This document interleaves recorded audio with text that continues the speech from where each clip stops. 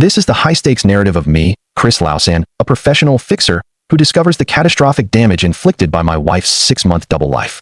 This forced me into a calculated, high-risk campaign to dismantle my 20-year marriage and rebuild my world on a foundation of absolute truth.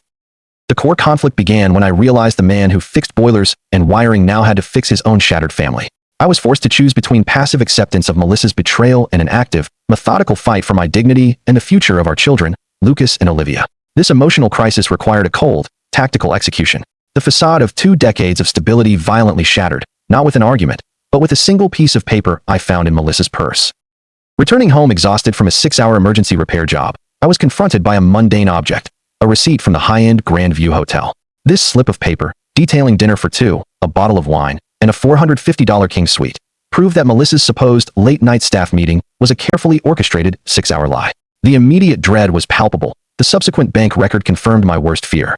The deceit was real, meticulous, and deep-seated. My gut knew this wasn't a mistake. It was a choice that destroyed everything. Driven by the need for real proof to secure my children's future, I immediately hired a formidable private investigator. The surveillance confirmed the crushing reality. Melissa met Brad Peterson, a handsome medical supply rep, every Thursday night, utilizing multiple hotels. The calculated nature of the affair was a horrifying revelation. But the most shocking twist came with the discovery that Brad Peterson was also married.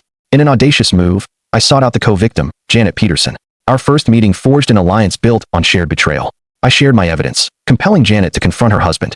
This critical decision shifted the narrative from personal suffering to strategic retaliation, ensuring neither Melissa nor Brad escaped the severe consequences. With the legal strategy solidified, I executed my most devastating final plan. Under the guise of Melissa's business conference, I, aided by Jason, systematically erased my entire presence from our marital home. This was a cold, calculated vanishing act. I left behind only 2 things on the kitchen table: the filed divorce papers and a thick envelope containing the complete, undeniable dossier of her infidelity. I secured my children, bringing them to my new, smaller, but honest apartment. Melissa returned home on Friday afternoon to an empty house, a stack of evidence, and a terse letter. You made your choice. Now live with it. The ultimate confrontation was inevitable, as a furious and panicked Melissa began calling relentlessly, desperate to fix the life she willingly demolished. I faced the impossible task of explaining the brutal truth to my son, Lucas, who was forced to confront his mother's lies directly.